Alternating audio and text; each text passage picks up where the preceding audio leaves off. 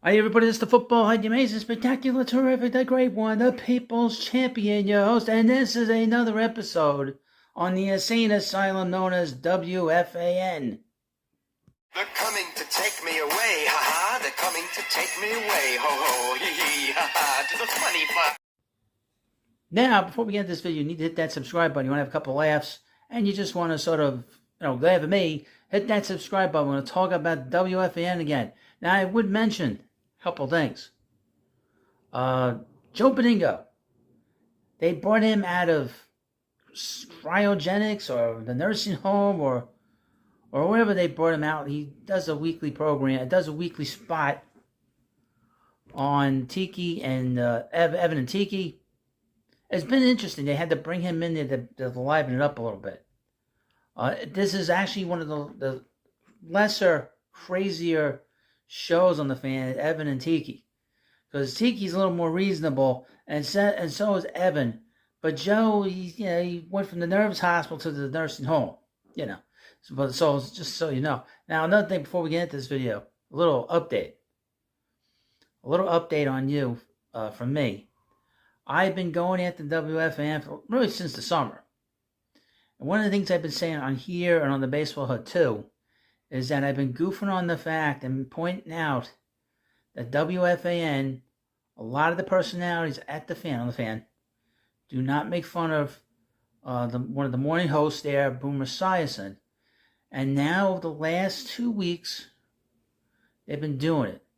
Today, when your host came back to the hut, was watching SNY, because I'm a Mets fan, as you know, big Mets fan. Mets fans watch SNY. And I was watching Evan and Tiki, and they mentioned that for some silly reason, Boomer Esiason, he said something kind of ridiculous. He believed a ridiculous story about the new Mets manager. And they made fun of him during the program this afternoon. Now, your host said that they hadn't done that in the 16 years he's been on that radio station. And that has not happened since the days of Imus. So it's funny that in the last 2 weeks, your host has made them jump. So this channel is having an effect. And they know I watch their program in the afternoon because I've talked about it several times. So they wanted to get that message out to let your host know, that they're listening to me and they're jumping. But here we go from Odyssey.com. I have a question. Do some of these guys that talk on the fan actually believe this stuff? Do they actually believe what I'm going to tell you in this video? It's from Odyssey.com. I don't watch most of the programs. Like I said, I work a lot. And really, Odyssey.com, they post everything here. All the ridiculous stuff they say. So all I got to do is read their words. I don't have to take their clips. I don't do any of that. So they post this stuff, and this is supposed to be the good stuff. This is supposed to be stuff people want you to read. This is what the website wants you to read. Headline. That's Joe Beningo, says NFL wanted Raiders to beat the Jets. Call me crazy. Oh, you don't say? Call me crazy. That's all I've been saying for the last 4 months. These people are crazy. Now, I don't know if Joe's starting to get some of his insanity back, having been on the fan now since last summer. But this was one of the craziest takes we've seen from Joe in a long time. Joe was furious with Sunday's Jets loss. You don't say. He's not been doing the cha-cha after that, because he did the cha-cha after the Giants blew the game against the Jets a few weeks ago. In the last 2 weeks, he's not been doing the cha-cha. Joe B was furious with Sunday's Jets loss, but not all of his angry. What the hell? How do they write this? Joe B was furious with Sunday's Jets loss, but not all of his anger was geared towards gangrene.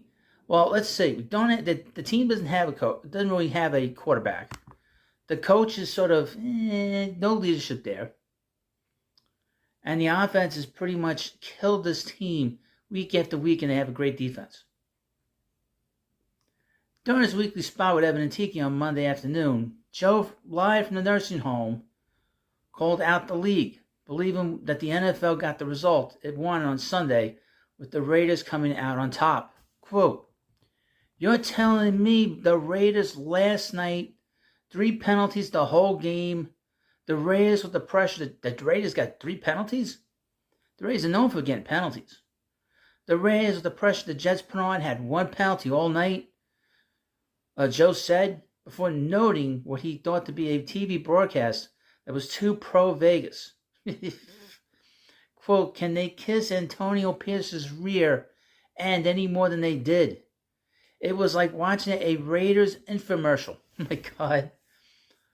He seemed a little irritated, didn't he? "Call me crazy. Oh, you don't say. The league wanted the Raiders to win the game last night. I'm going out on a limb and saying it." Woo, woo, woo.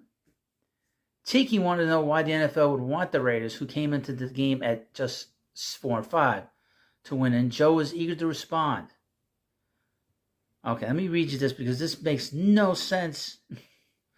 "Because it's the Raiders. It's the Raiders' way. It's just like the old days," Joe said. "Give me a break." What does that mean? He said he's been watching this since 1976, but I'm trying to figure out what this means. "Because it's the Raiders, bro. It's the Raider way. It's just like the old days, all the pain." Joe said, "Give me a break." The Jets committed 8 penalties for 83 yards, many of which seemed clearly warranted. But this is funny, the website says this. But the Raiders were only flagged 3 times for 25 yards. Joe felt that was more evidence of the league's desire.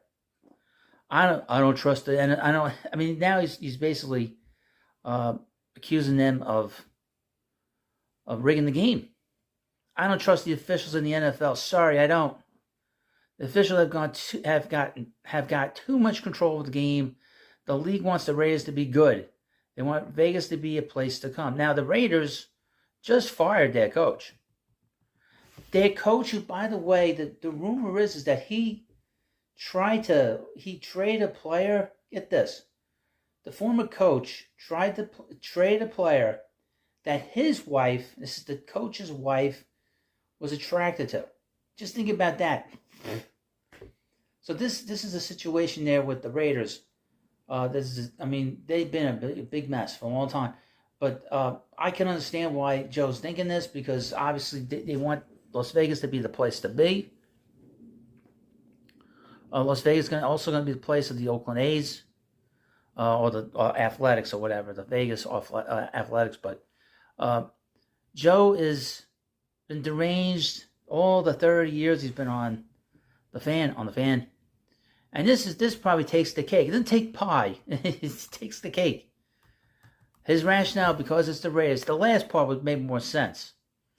I would think that they want to have the Raiders be a place to be. Vegas to be the place to be. To go see the Raiders. But I would point out they won last week against a bad Giants team. And they're going up against a Jets team that has no quarterback of note. And I don't care what they say about how he was playing in this game. He's a terrible quarterback. He has to get out of here. That's how I look at it. As a Giants fan, he sucks. Okay, there's no leadership behind the offensive line, and because the players that they brought in that were going to be there for Aaron Rodgers, they don't look at this kid as a leadership capacity.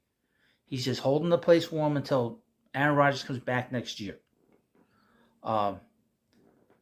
But I don't think that they would rig in this game in any way whatsoever. If they did, I'd be shocked.